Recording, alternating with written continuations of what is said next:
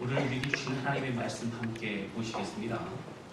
신약성경 사도행전 2장 37절서부터 47절까지 말씀입니다.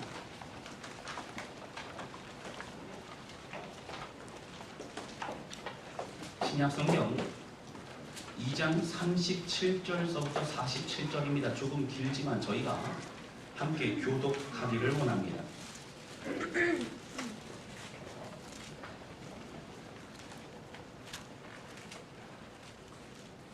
제가 먼저 읽겠습니다. 그들이 이 말을 듣고 마음에 찔려 베드로와 다른 사도들에게 물어 이르되 형제들아 우리가 어찌 알고 하거늘 베드로가 이르되 우리가 얘기하여 각각 예수 그리스도의 이름으로 죄를 받고 세상을 받아 그리하면 성령의 선물을 받으니 이 약속은 너희와 너희 자녀와 모든 온데 사람 곧 주 우리 하나님이 얼마든지 부르시는 자들에게 하신 것이라 하고 또 여호와를 확증하여 강하여 이르되 너희가 이 대한 세계에서 돈을 받아 하니 그 말을 받은 사람들은 침례를 받음에 이날의 신도의 수가 3,000이나 더하더라. 그들이 사회의 가르침을 받아 서로 교제하고 떡을 깨며 오로지 기도하기를 힘쓰니라. 사람마다 두려워하는데 사도들로 말미암아 기사와 표적이 많이 나타나니 믿는 사람이 함께 있어 모든 물건을 서로 통용하고 또 재산과 소유를 팔아 각 사람의 필요를 따라 나누어 주며 날마다 마음을 같이하여 성전의 우리를 힘쓰고 집에서 떡을 깨며 기쁨과 순전한 마음으로 주시를 보고 같이 읽겠습니다. 하나님을 찬미하며 또 온 백성에게 칭송을 받으니 주께서 구원받는 사람을 날마다 더하게 하시니라. 아멘.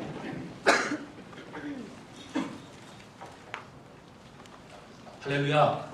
네. 여러분 한 주간 주일 은혜 가운데 승리하셨습니까? 네. 여러분 이렇게 주일에 함께 모여서 우리 하나님께 예배 드릴 수 있음이 얼마나 큰 기쁨이요 또 감격인지 모릅니다. 그럼 이 시간에 오른손을 좀 우리 가슴에 좀 대었으면 좋겠습니다. 대고 따라서 좀 하나님 앞에 우리 마음의 중심을 고백했으면 좋겠습니다. 우리 따라서 크게 고백합니다. 하나님 사랑합니다. 하나님 사랑합니다. 주님만을 바라봅니다. 주님만을 바라봅니다. 주의 말씀을 사모합니다. 주의 말씀을 사모합니다. 나를 써 주옵소서. 나를 써 주옵소서. 할렐루야. 아멘. 할렐루야. 아멘. 여러분 우리 가운데 이곳에 임하시는 우리 주님을 기대하며 나아가시기를 주님의 이름으로 축원합니다. 그리고 오카노 목사님의 지으신 책이 있습니다. 요한이 전한 복음이라고 하는 요한복음 강해서의 책에 보면 이런 글이 있습니다. 제가 읽어드리겠습니다. 성경을 창세기부터 요한계시록까지 10번만 통독하면 신경통이 사라지고 만병에서 벗어날 수 있다는 식의 말이 교회 내에 떠돌고 있습니다. 창세기 1장부터 요한계시록 22장까지를 직접 쓰면 가정의 우환이 사라진다는 말을 듣고 날마다 성경을 필사하는 사람들도 있습니다. 물론 성경을 읽거나 필사하는 것 자체가 잘못된 것이 아닙니다. 그러나 중요한 것은 아무리 성경을 처음서부터 끝까지 여러 번을 읽는다 할지라도 말씀 안에서 살아계신 예수 그리스도를 만나고 그분의 음성을 듣고 그분 앞에서 무릎을 꿇는 은혜가 없으면 다 헛된 것이 곳에 지나지 않는다는 사실입니다. 어떤 사람들은 성경 지식만 있으면 모든 문제가 해결될 것처럼 생각합니다. 그런데 가만히 보면 성경은 많이 아는 것 같은데 예수 그리스도를 만난 증거는 보이지 않습니다. 이런 사람들은 현대판 바리새인과 다를 바 없습니다. 이런 글이 나와 있는 걸 볼 수 있습니다. 맞습니다. 오카노 목사님이 말씀하신 것처럼 무엇인가를 내가 하는 것 자체가 전부가 아닙니다. 그것을 통해서 우리에게 말씀하시고 또한 우리가 깨닫기 원하시는 주의 뜻을 알아가는 것이 더 중요합니다. 그리고 변화와 순종의 삶으로 우리는 나아가야 됩니다. 저는 개인적으로 필사와 통독을 너무나 중요하게 생각합니다. 성경 통독과 성경 필사는 적극적으로 저는 권하고 있습니다. 개인의 신앙생활에 너무도 중요한 믿음의 열매가 아닐 수 없습니다. 그러나 이것뿐만 아니라 오늘은 필사와 성경 통독을 말하는 것이 아닙니다. 우리의 모든 삶에서 우리 열심과 모든 것들이 나를 위한 것인가 아니면 주께 영광 돌리기 위한 것인가를 우리가 분별해야 된다라고 하는 것입니다. 이 모든 것은 하나님의 은혜를 사모함으로 해야 합니다. 교회에서 신앙생활을 하는 성도들을 볼 때면 각자의 성향과 신앙생활도 비슷한 모습으로 나아갈 때가 많이 있습니다. 성격이 급하신 분들은 교회 생활도 그렇습니다. 먼저 밀붙이고 봅니다. 그리고 잘 되지 않을 때 크게 낙심합니다. 누구보다 열정이 있습니다. 열심히 있습니다. 그러나 쉽게 낙심하는 마음과 또한 정죄하는 마음이 생기기도 합니다. 또한 마음이 느긋하신 분들도 있습니다. 이런 분들은 신앙생활도 그렇습니다. 언젠가는 주님이 오시겠지. 주님이 오시기 때문에 내가 노력하지 않아도 또 사람은 쉽게 변하지 않기 때문에 내가 어떻게 할 수가 없어. 하나님이 알아서 하시겠지. 하나님이 다 하실 거야. 이런 마음으로 그냥 내버려 두는 사람들도 있다라고 하는 것입니다. 이런 느긋하게 신앙생활하는 이런 분들도 있습니다. 봉사와 섬김도 마찬가지입니다. 내가 안 하면 누군가 하겠지 라는 마음으로 살아가는 사람들도 있다라고 하는 것입니다. 신앙생활이 너무 조급해서는 안 되지만 또한 열심을 잃어버려서도 안 됩니다. 교회의 성향도 그렇습니다. 어떤 교회는 목표 지향적으로 움직이는 교회도 있습니다. 교회 건축이라는 목표를 가지고 전진합니다. 어떤 교회는 오직 전도에 열심을 다합니다. 전도로 평가하고 전도로 말하고 전도로 끝을 냅니다. 성도들이 전도 못하면 대우를 못 받기도 합니다. 사역 중심적인 교회는 바로 그 교회의 장점은 추진력이 있습니다. 사역을 통해 열매를 맺는 것을 볼 수 있습니다. 그러나 성도들 중에는 상처와 아픔이 생기기도 합니다. 그리고 교회 공동체의 돌봄과 섬김이 부족하기도 합니다. 또 어떤 교회는 성도들의 문제를 해결과 그 신앙 성장에만 집중하는 교회도 있습니다. 우리끼리의 모임, 우리끼리를 위해서 더욱더 애쓰고 수고합니다. 모든 설교와 모임은 문제 해결과 만사형통에 집중되어 있습니다. 성도들을 섬기고 격려하는 것은 중요하지만 교회가 해야 될 지역적인 사명과 지상명령의 대의적인 사명을 잃어버려서는 안 되는 것입니다. 그래서 균형 있는 교회가 중요합니다. 그러나 균형 있는 교회라는 것도 사실은 각 교회마다의 관점이 다르기 때문에 참으로 어렵습니다. 모든 교회가 스스로 우리는 균형 잡힌 교회라고 얘기하기도 합니다. 그동안 자선한 교회는 예수님의 산상순의 8복의 말씀을 8주에 걸쳐서 함께 나누었습니다. 이 말씀을 전한 이유는 예수님이 원하시는 이 땅에서의 공동체, 이런 복을 누리는 공동체가 다선한 교회가 되기 원하시는 주의 마음 때문에 함께 나누게 되었습니다.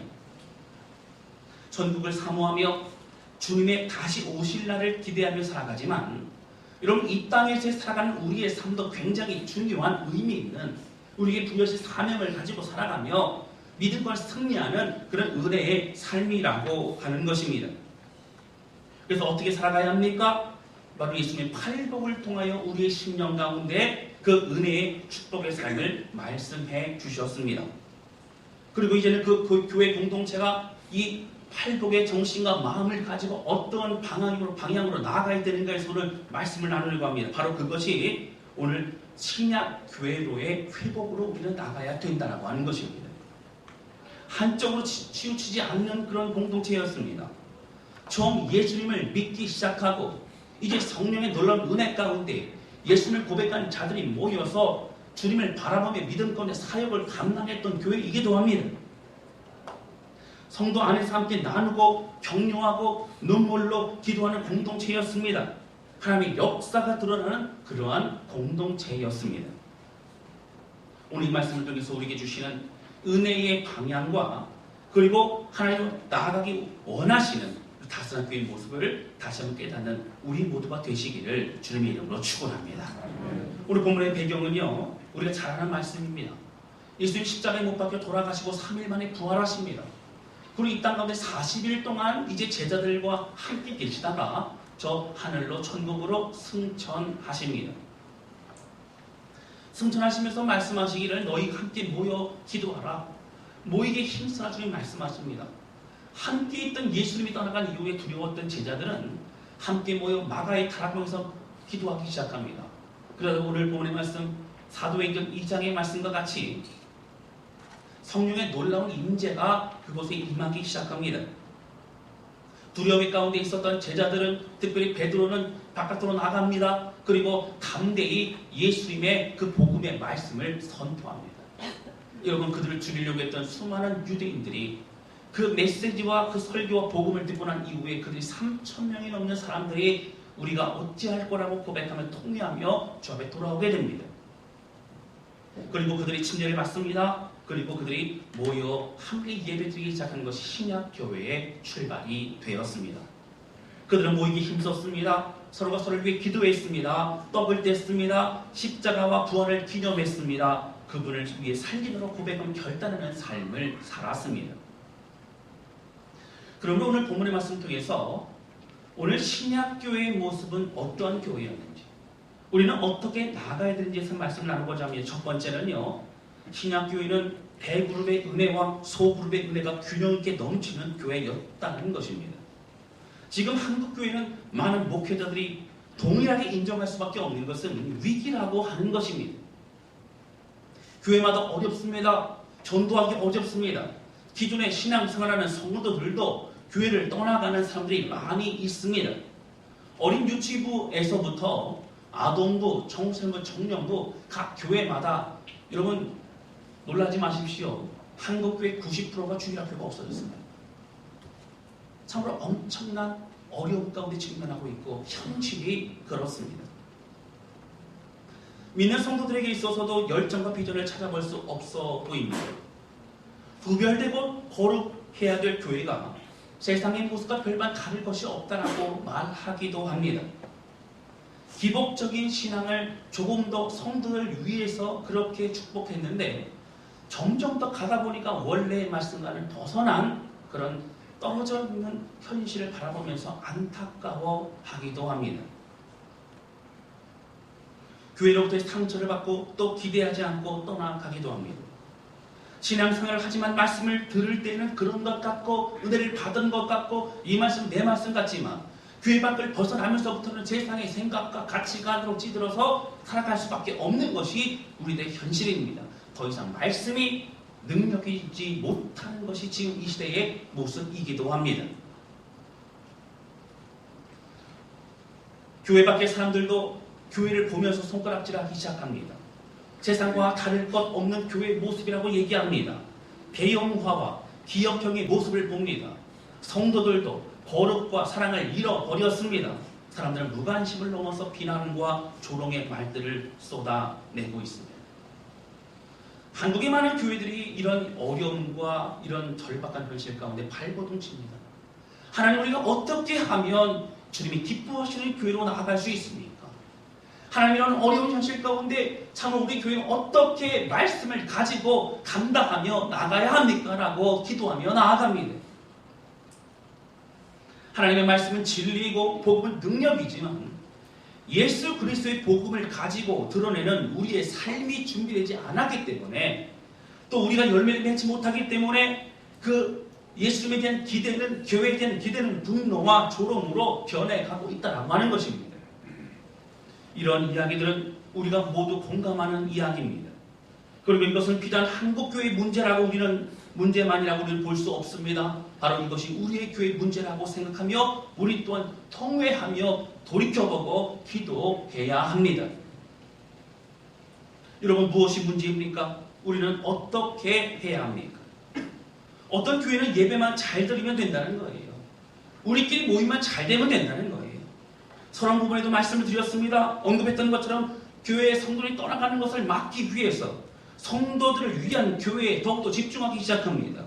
그들의 기도 제목에 응답받기 위해서 그들의 기도 제목만 언급합니다. 잘되기 위해서, 만사 형통의 삶을 위해서만 그렇게 교회가 방향을 가지고 나아가는 교회들도 있다라고 하는 것입니다. 교회의 모든 프로그램과 모든 역량을 다합니다. 성도들을 위해서 합니다. 교회의 온통 에너지와 마음은 성도들을 위한 교회로 바뀌어 가고 있는 것입니다. 예배에도 집중하고 성도들에게 집중하는 것이 너무나 중요합니다. 그러나 그것만 하면 안 됩니다. 그것은 우리끼리의 모임만 되는 것입니다. 한 2주 전인가요? 어떤 목사님이 저를 붙잡고 그러시더라고요.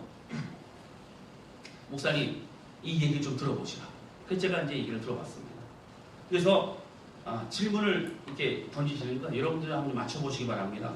목사님, 불란서에서 가장 유명한 요리사는 누구인지 아십니까? 이렇게 물어보시는 거예요. 그럼 제가 뭐 프랑스를 가보질 않았기 때문에 잘 모르지 않습니다. 그래서 잘 모르겠는데요. 그랬더니 이분 말씀이 정답은요, 드슈입니다. 이렇게 대답을 하시는 거예요. 아, 그렇습니까? 목사님 한 가지만 더요. 또 물어보실래 제가 또 바쁘다 그럴 수도 없고 그래서 들어봤습니다. 유일하게 바가지 요금을 받아도 되는 사람이 누군지 아십니까? 이렇게 물어보시는 거예요. 잘 모르겠는데요. 그랬더니 웃으시더라고요. 그러시면서 바가지 장수지요 하면서 막 웃으시는 거예요. 유일하게 바가지 요금을 받을 수 있는 사람이 바가지 장수랍니다. 그래서 가려고 했더니 한 가지만 더 들어보시는 거예요. 제가 인내를 가지고 한 가지만 더 들어봅니다. 목사님, 유일하게 청와대 대통령을 떨게 만들 수 있는 사람이 누군지 아십니까? 그렇게 능력 있는 사람이 있습니까? 잘 모르겠는데요. 그랬더니 청와대 보일러 수리공입니다. 이렇게 이렇게 제가 그래서 목사님 왜 갑자기 이런 것을 말씀하시고 물어보십니까? 제가 물어봤습니다. 그랬더니 이번 주 설교 때 하려고요 라고 얘기를 하시는 거예요. 그래서 설교 때 재미있지 않으면 성도들이 졸고 또 설교 때 재미있지 않으면 성도들이 교회를 떠난다는 거예요. 그런 강박관념과 압박감 때문에 재미있는 얘기를 그렇게 넣어야만 된다는 그런 마음이 있는 겁니다. 제가 그랬어요. 목사님 이건 성경적인 내용하고 연결이 안 되는데 굳이 이걸 하셔야 됩니까? 물어봤더니 그래야 살 수 있습니다. 뭐 이런 얘기를 하시는 거예요. 여러분 한국교회가 쉽지 않습니다. 여러분 성도들을 위한 교회가 되는 거 중요합니다. 그러나 성도들이 맞추진 교회가 아니라 하나님의 뜻을 함께 나누는 교회가 되어야 될 줄로 믿습니다. 또 어떠한 교회는 사역에 집중합니다. 교회에서 일을 만들고 행사를 만들고 전도에 집중하고 선교에 집중합니다.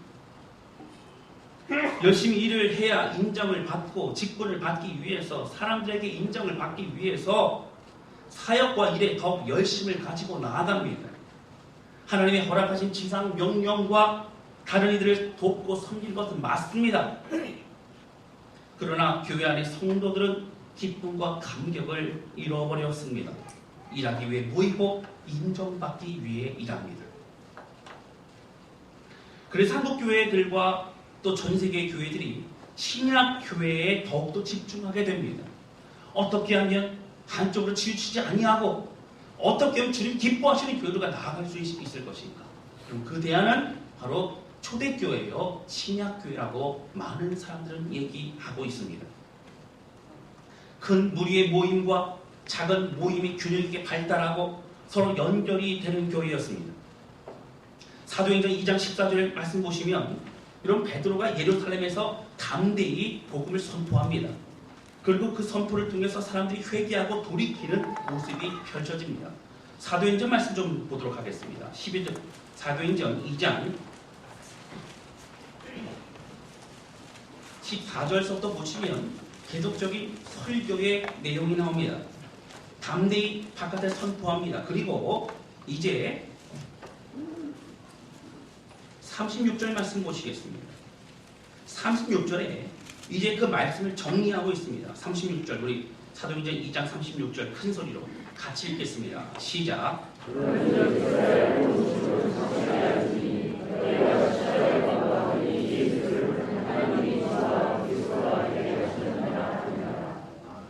예. 여러분 이 말씀을 통해서 어떤 반응이 일어납니까? 37절 말씀입니다. 37절 같이 읽겠습니다. 시작.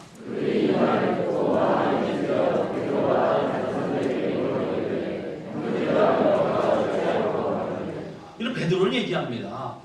너희가 십자가에 못 박은 예수가 너희가 구약 성경 때부터 예언되어 있고 너희가 기다리고 기다리는 메시아라고 구원자라고 베드로는 고백합니다. 그리고 그 얘기를 듣고 그들의 성령이 임재하시는 마음이 찔림을 받습니다. 37절 말씀 보시면 형제들아 우리가 어찌할 거라고 얘기합니다. 이런 형제들한 얘기는 뭐예요? 같은 너희만의 진리다. 같이 이제 너희는 나의 형제라 가까운 사람이라 인정하는 것을 볼 수 있습니다. 형제들아 우리가 어찌할꼬 이제 우리가 어떻게 해야 되느냐 우리가 엄청난 일을 벌이고 있었구나 라고 하면서 동해에 돌아오게 됩니다. 여러분 이제 보시면 이제 3,000명이나 되는 숫자가 41절 말씀 그 말을 받은 사람들은 침례를 받음에 이날에 신도의 수가 3,000이나 더하더라. 여러분 그냥 그 얘기를 들은 사람이 3,000이 아닙니다. 믿고 주를 따르겠다라고 신도의 길, 성도의 길로 간 사람들이 3,000명이나 됐다라고 하는 것입니다. 여러분 그들은 애통하며 주 앞에 나아갑니다. 그리고 그들은 함께 모이기 시작합니다. 여러분 그리고 이제 42절 말씀 보시겠습니다. 42절 그들이 숫자가 더한 이후에 그들 뭐 하게 됩니까? 42절 말씀 같이 읽겠습니다. 시작. 그들이 사도의 가르침을 받아 서로 교제하고 떡을 떼며 오로지 기도하기를 힘쓰느니라. 여러분 그들이 말씀을 받기 시작합니다. 가르침을 받기 시작합니다. 말씀을 거부하고 예수님의 이름으로 절하는 것도 가르침을 받는 것도 싫어하고 거부했던 자들이 예수님의 이름으로 말씀을 나누는 것을 듣기 시작하면 설교를 듣습니다. 성경 공부를 합니다. 그들이 말씀을 통해서 자라나게 됩니다. 그리고 그들이 어떻게 합니까? 이제 본문의 말씀을 서로 교제합니다. 받은 은혜를 가지고 나눕니다. 떡을 뗍니다. 예수님의 십자가와 부활의 그 은혜를 기념합니다. 그리고 오로지 기도하기 힘씁니다. 주의 뜻을 구하며 모여 함께 주의 은혜를 바라보며 나아가고 있는 것을 볼 수 있습니다. 초대교회, 신약교회의 사람들은 함께 받은 은혜를 지속적으로 가정에서 모이고 작은 그룹으로 모이며 함께 나누며 기도했습니다. 여러분 43절부터 47절까지 보시면 초대교회의 모습을 볼 수 있습니다. 여러분 그들은요 큰 이렇게 모일 수 있는 장소가 쉽지 않았습니다. 그들은 각 교회마다 각 가정마다 그렇게 모여서 나누고 모이기 힘쓰고 기도하고 그런 모임들을 갖게 됩니다. 여러분 그 당시에 베드로가 처음 설교하고 3,000명이 돌아오고 5,000명이 돌아왔을 때에 그 자체만 가지고 바로 교회라고 말할 수는 없습니다. 왜냐하면 바로 베드로는 사람들에게 회중 가운데 그냥 길거리에서 복음을 선포했는데 그게 통회하며 돌아온 것입니다. 그러나 오늘 현대 교회와 비교해 볼 때에 오늘 말씀을 나누었고 많은 사람들이 그 말씀을 듣고 반응하고 통회하고 돌이키는 모습이 바로 우리 교회의 각 교회의 또 대예배의 모습과도 여러분 같이 연결해서 볼 수 있다라고 하는 것입니다. 여러분 그리고 본문의 말씀 보시면 또 이렇게 나오면 46절 말씀 보시겠습니다. 46절 보시면 이렇게 나옵니다. 날마다 마음을 같이하여 성전에 모이기를 힘쓰고 여러분 그들이 가정에 모인 것이 아닙니다. 성전에 모이기 힘썼습니다. 성전에 모여서 뭐 했습니까? 말씀의 강론을 들었습니다. 그들이 어떻게 했습니까? 함께 모여 주님을 찬미했습니다. 그리고 때가 될 때마다 가서 함께 기도하고 주께 마음을 드렸습니다. 뿐만 아니라 어떻게 했습니까? 이제 46절 보시면 성전에 모이기를 힘쓰고 집에서 떡을 떼며 기쁨과 순전한 마음으로 음식을 먹고 각 가정마다 함께 성도들이 모이기 시작합니다. 모여서 함께 어떻게 합니까? 모이기 힘쓰고 떡을 떼며 기쁨으로 함께 은혜를 나누며 순전한 마음으로 음식을 먹었던 그런 모습이 초대교회, 신약교회의 모습이라고 하는 것입니다. 사랑하는 성도 여러분, 지금의 교회는 크고 작은 교회들이 많이 있습니다. 그러한 교회에서 전체가 모이는 대예배만 드리고 간다면 우리는 각자가 예배에 잠시 나와서 참석만 하고 돌아가는 예배만 잠시 앉아도 돌아가는 그런 사람으로 전락할 수밖에 없을 수도 있습니다. 우리는 우리 가운데 주시는 은혜를 바라보아야 됩니다. 각자의 신앙생활을 하나님의 드림으로 공동체 안에 함께 나아가는 믿음의 공동체로 나아가야 됩니다. 하나님의 공동체 주시는 은혜를 나아갈 방향을 가지고 함께 기도하고 각자의 주신 말씀도 나눌 수 있어야 합니다. 삶을 나누고 결단하고 함께 기도하고 힘을 모아 주의 말씀이 순종의 있는 고백하며 주의 길을 걸어가야 합니다. 어떤 사람들은 모이는 것을 쑥스러워하기도 합니다. 그리고 바쁜 현대 사회에서 힘든 일이라고 생각하기도 합니다. 그러나 대예배에서의 은혜와 감격의 예배를 드리고 또한 구경 모임에서 은혜를 나누고 함께 아파하며 기도하고 서로가 서로를 위해서 돕고 섬기는 것이 진정한 교회 공동체의 모습인 것을 여러분 기억하시기를 주님의 이름으로 축원합니다. 46절에 날마다 같이 마음을 같이 했다는 겁니다. 마음을 같이 했다는 건 무엇입니까? 마음을 모았다는 겁니다. 함께 기도했다는 겁니다. 함께 모여 함께 애쓰고 수고했다는 것입니다. 또한 무엇이 있습니까? 여러분 의지적으로 또 더욱 모이게 힘썼다는 것입니다. 사랑하는 성도 여러분, 우리가 홀로 신앙생활을 한다면 우리의 힘과 우리의 생각으로는 말씀의 삶으로 살아가기 어렵습니다. 그래서 전체 예배와 소그룹 모임의 균형 잡힌 모습으로 교회 공동체가 나아가야 되는 것입니다. 우리 다사랑 교회도 모이기 힘쓰는 교회, 신약교회 같은 교회로 더욱더 성장되어질 수 있기를 주님의 이름으로 축원합니다. 여러분 구역 모임에서도 적극적으로 동참해 주시길 바랍니다. 신약교회와 같은 놀라운 은혜의 역사가 지속적으로 우리의 삶에 드러나게 되시기를 주님의 이름으로 축원합니다. 전체 예배를 통하여 하나님의 놀라운 은혜를 체험하시기 바랍니다. 회중 예배를 통하여 함께 감격의 예배를 주 앞에 올려드리는 시간 되시기를 주님의 이름으로 축원합니다. 그리고 또한 소그룹 모임, 구역 모임을 통해서 함께 기도하고 함께 적용하는 말씀이 삶이 되어지는 은혜의 신앙생활을 하시는 우리 모두가 되어야 될 줄로 믿습니다. 여러분 두 번째는 그러면 신약교회는 어떤 교회였습니까? 예배를 통한 은혜와 사역을 통한 순종이 균형 있게 잡혀있는 교회가 신약교회였습니다. 여러분 교회 공동체는 사역 공동체라고도 얘기합니다. 예수님의 지상명령이 복음을 전하고 또한 교회가 교회 역할을 잘 할 수 있도록 온 성도들이 어린 영혼들을 양육하는 교육부서와 또 성가대와 안내와 새가족팀과 악기 연주와 주방 봉사와 청소와 꽃꽂이와 또 여러 가지 모습으로 그렇게 봉사하고 섬기며 나아가고 있습니다. 그래서 교회에 오시면 바쁘신 분들도 참 많이 있습니다. 최선을 다해서 교회를 섬기는 분들이 있습니다. 그리고 이런 섬기는 분들을 통해서 교회가 은혜 가운데 사역을 하게 되어지고 마음을 모을 수 있는 것입니다. 그런데 중요한 것은 교회는 사역 공동체일 뿐만 아니라 은혜 공동체라고 하는 것입니다. 교회가 사역을 꼭 해야 됩니다.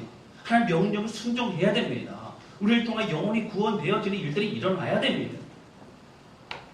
그리고 우리 안에 성도들이 믿음이 성장하는 일들이 일어나야 합니다. 예수님의 명령입니다. 또한 받은 은혜를 생명의 복음을 다른 이에게 전해야 됩니다. 여러분, 그러나 이것을 억지로 하는 것이 되어서는 지속할 수가 없다고 하는 것입니다. 구역 모임이 아직은 완전하지 않습니다. 바쁜 성도들로 인해서 아직 마음을 결정하지 못한 사람들로 인해서 환경의 어려움으로 인해서 동참하지 못하는 분들도 있습니다. 그래서 기도하며 우리 구역장님들이 애쓰고 수고하면서 함께 나아가고 있습니다. 교회 학교도 부서 모임도 마찬가지입니다. 많은 교사들이 애쓰고 수고하고 있습니다. 2016년도에 다스런 교회표가 무엇입니까? 하나님의 꿈을 이루어드리는 교회입니다. 여러분 이것을 결정하고 기도하며 나가고 있습니다. 하나님의 꿈을 이루어드린다고 이렇게 얘기하니까 일하는구나. 우리가 뭔가를 해야 되는구나 이렇게 생각합니다. 여러분 맞습니다. 하나님의 뜻을 우리가 깨닫고 주의 꿈을 이루어드리는 교회가 되어야 됩니다. 그러나 그 무엇보다도 먼저 우리가 알아야 될 것은 여러분 신약교회의 모습에는 억지로의 모습이 없었습니다. 신약교회의 모습 가운데는 기쁨이 있었습니다. 신약교회의 모습 가운데 감격이 있었습니다. 여러분 본문의 말씀 보시면 이렇게 나옵니다. 여러분 사도행전 2장 46절 말씀 보시겠습니다. 46절 우리 같이 읽겠습니다. 시작. 날마다 마음을 같이하여 성전에 모이기를 힘쓰고 집에서 떡을 떼며 기쁨과 순전한 마음으로 음식을 먹고. 여러분 이게 어떤 마음으로 했다고요? 기쁨과 라고 나옵니다. 기뻤습니다. 모이기에 힘썼습니다. 억지로가 아닙니다. 기쁨과 감격이 있었습니다. 예배를 통하여 은혜를 받고 기쁨이 있고 속으로 모임을 통하여 은혜를 받고 기쁨이 있고 함께 힘을 얻는 그런 은혜로운 모임이 바로 공동체가 신약교회의 모습이었다고 하는 것입니다. 47절 말씀 보시면 이렇게 나옵니다. 하나님을 찬미하며 또 온 백성이 칭송을 받으니 주께서 구원받는 사람을 날마다 더하게 하시니라. 여러분, 이 사람들 모임은 뭐였을 거예요? 하나님을 찬미하는 겁니다. 하나님을 찬미하는 거, 하나님을 찬양하는 겁니다. 하나님 앞에 감사의 고백을 하는 겁니다. 하나님을 기뻐하며 주 앞에 감사의 기도를 올려드리는 것입니다. 여러분, 은혜가 있었습니다. 은혜를 사모했다는 것입니다. 복음을 전하고 사역을 감당할 뿐만 아니라 예배를 통하여 은혜 가운데로 나아갔습니다. 속으로 모임을 통하여 여러분 어떻게 합니까? 은혜 위에 나눔과 격려와 함께함이 그 안에 있었습니다. 사도 바울은 기질적으로 이런 담즙질의 사람입니다. 추진력이 있는 사람입니다. 그래서 이러한 사람들은 어떻습니까? 일중심적인 사람이라고도 말합니다. 그런 평가를 사도 바울도 받기도 했습니다. 그래서 사도 바울처럼 사역을 열심히 한 사람 여러분 많지 않습니다. 굉장히 열정 가지고 온 목숨을 다해서 그렇게 사역을 했습니다. 사도 바울처럼 목표 지향적인 사람도 없습니다. 그는 표대만을 바라보며 갑니다. 과거 뒤로 돌아보지도 않습니다. 그러나 그에게는 그렇게 하면서도 지치지 않을 수 있는 이유가 있었습니다. 바로 다른 것이 아니라 에베소 3장의 말씀 좀 보도록 하겠습니다. 에베소서 뒤에 있습니다. 3장 18절 19절 말씀입니다.